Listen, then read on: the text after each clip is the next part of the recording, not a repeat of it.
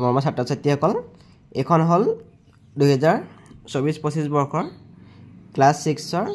বছৰীয়া পৰীক্ষাৰ এখন গণিতৰ প্ৰশ্ন কাকত এখন 1 নম্বৰৰ প্ৰশ্ন কাকত এখন শিৱসাগৰ জিলাৰ এখন প্ৰশ্ন কাকত ইয়াৰ আমি যিখিনি এমসিকিউ প্ৰশ্ন আছে সেইখিনি আমি সমাধান কৰিবলৈ চেষ্টা কৰিম ইয়াৰ এমসিকিউ প্ৰশ্ন দিছে 1 নম্বৰৰ পৰা 15টা এমসিকিউ প্ৰশ্ন দিছে 1 নম্বৰ প্ৰথম প্ৰশ্নটো চাও আমি ইয়াত দিছে প্ৰথম প্ৰশ্নটো এটা দাগ চিহ্ন দিছে দাগ চিহ্নৰ তলৰ সংখ্যাটোৱে তলৰ কোনটো সংখ্যা বুজাব কৈছে 4 5 6 10 ইয়াত আমি দাগ চিহ্নটো দেখিছো যে ইয়াত 1 2 3 4 5 মাজত কাটি দিয়া লাল হতি 5 ডাল গতিকে কোনটো সংখ্যা বুজাব 5 বুজাব 5 টো অপচন বি আছে দুই নম্বৰ প্ৰশ্ন 9খন কিতাপৰ বাবে তলৰ কোনটো দাগ চিহ্ন ব্যৱহাৰ কৰিবা 9খন কিতাপৰ বাবে আমি কোনটো ব্যৱহাৰ কৰিম আমি সি নম্বৰ কম ইয়াত 5 আৰু এটো 6 7 8 9 গতিকে ইয়াটো আমাৰ সিটো আমাৰ শুদ্ধ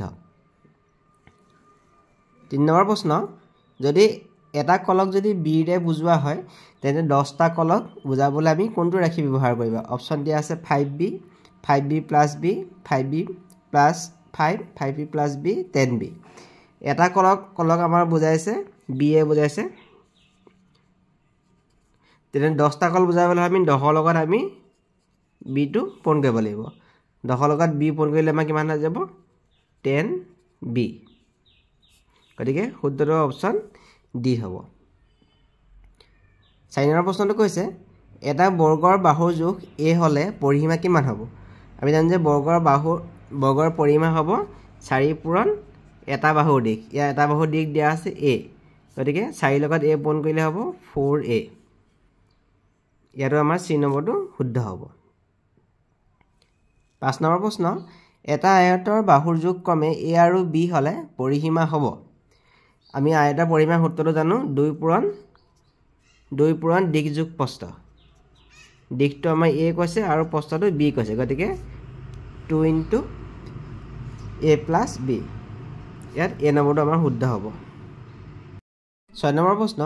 10টা আপেল a আৰু 20টা আম m ৰ যোগফল কিমান হ'ব 10টা আপেল a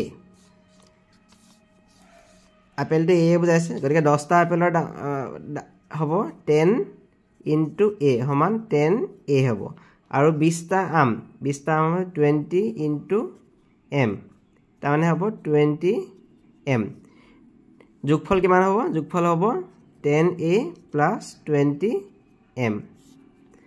10a + 20m গতিকে ইয়াত b টো শুদ্ধ হ'ব তাৰপিছত কৈছে p ৰ দুগুণক 5ৰে হৰণ কৰিলে হয় p দুগুণ বুলি কৈছে 2 * p এটো হৈ গল twice p তাক 5ৰে হৰণ কৰিবলৈ কৈছে তাৰমানে twice p / 5 গতিকে এটো হ'ব a নম্বৰটো শুদ্ধ 5x পদটোৰ ক্ষেত্ৰত তলৰ কোনটো শুদ্ধ ইয়াত 5 টো হৈছে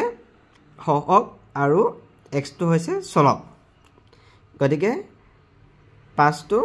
হৰকটো আমাৰ ধ্ৰুৱক হৈ আছে 5 টো ধ্ৰুৱক x টো চলক এটো আমাৰ শুদ্ধ তাৰ পিছৰ প্ৰশ্নটো y + 5 = 9 সমীকৰণটোৰ বাবে y ৰ মান কিমান হ'ব ইয়াত দিয়া আছে y + 5 = 9 তাৰমানে y মান কিমান বহালে দুইটা পক্ষ সমান হ'ব y মান আমাৰ কিমান বহাব লাগিব 4 লগত 5 বহালে কিমান হৈ যাব 9 গতিকে y মানটো কিমান হৈ যাব 4 ইয়াত c টো শুদ্ধ 4p = 20 সমীকৰণটোৰ সমাধান কি ইয়াৰ সমাধান হ'ল 4 লগত যদি আমি 5 পূৰণ কৰো কিমান হৈ যাব 20 হৈ যাব গতিকে p মানটো কিমান হ'ব 5 গতিকে ইয়াতো আমাৰ b টো শুদ্ধ তলৰ কোনটো এটা অপ্ৰকৃত দশমিক ভগ্নাংক অপ্ৰকৃত হ'বলৈ হলে কি হ'ব লাগিব আমাৰ লবটো আমাৰ হৰতকৈ ডাঙৰ হ'ব লাগিব ইয়াত চাও আমি 617 মানে 100 আছে গতিকে 617 টো 100 কৈ ডাঙৰ হৈছে এটো আমাৰ অপ্ৰকৃত দশমিক ভগ্নাংক এটো দশমিকত প্ৰকাশ কৰিলে কোনটো শুদ্ধ হ'ব সুধিছে ইয়াত চাও আমি 1 পিছত 0 কেইটা আছে 1 2 3 4 গতিকে এই ওপৰত থকা সংখ্যাটো 4টা সংখ্যাৰ আগত দশমিক হ'ব ইয়াত তিনিটা আছে 105 গতিকে ইয়াৰ আগত আৰু এটা শূন্য বহাই তাৰ আগত আমি দশমিক দিব লাগিব গতিকে শুদ্ধটো হ'ব অপশ্যন ডি 370.69 ৰ পৰা 89.005 বিয়োগ কৰিলে কিমান হ'ব সুধিছে এতিয়া আমি কি কৰিব লাগিব 370 টো ডাঙৰ 370.69 ইয়াত দশমিক আছে তিনিটা ঘৰ আছে গতিকে ইয়াত শূন্য দি লৈছোঁ এটা পাতি ল'ব লাগিব 89.005 আমি বিয়োগ কৰিলে ইয়াত 5 থাকিব ইয়াত 8 থাকিব ইয়াৰ শুদ্ধটো হ'ব অপশ্যন বি তাৰপিছত কৈছে কি এটা বৰ্গত থকা সমমিতি ৰেখাৰ সংখ্যা আমি জানো যে বৰ্গটো আটাইকেইটা বাহু আমাৰ সমান এটা যেনিবা বৰ্গ প্ৰথমতে আমি এডাল সমমিতি ৰেখা আঁকিলোঁ এই দুডাল হৈ গ'ল আকৌ যদি আমি চুকে চুকে আঁকো তিনিডাল এফালে এডাল আঁকিলে চাৰিডাল হৈ গ'ল গতিকে বৰ্গৰ সমমিতি ৰেখা কিমান হৈ যাব 4 ইয়াত ডিটো আমাৰ শুদ্ধ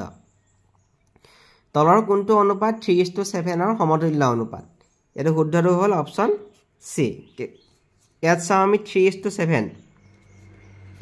মানে 3/7 ইয়াত যদি আমি 3 এ পূৰণ কৰোঁ হাতৰ লগত আমি 3 এ পূৰণ কৰিলোঁ ইয়াত 9 হৈ গ'ল ইয়াত কিমান হৈ গ'ল 21 তাৰ মানে 9:21 গতিকে এটো ইয়াৰ সমতুল্য অনুপাত 2 নম্বৰ প্ৰশ্ন কৈছে এটা বৰ্গৰ প্ৰতিটো বাহুৰ মাপ 10.5 সেন্টিমিটাৰ হলে পৰিসীমা কিমান বৰ্গৰ পৰিসীমা আমি জানো 4 পূৰণ এটা বাহুৰ দিশ মান আমাৰ ইয়াত দিয়া আছে 10.5 তাৰ মানে হৈ গ'ল 40.5 হৈ যাব তাৰপিছত এই যোগফল নিৰ্ণয় কৰিব আছে ইয়াত তিনিটা a আছে দুটা b তিনিটা c এটো হৈ যাব 3a + 2b + 3c এটো হৈ যাব আমাৰ আনসাৰটো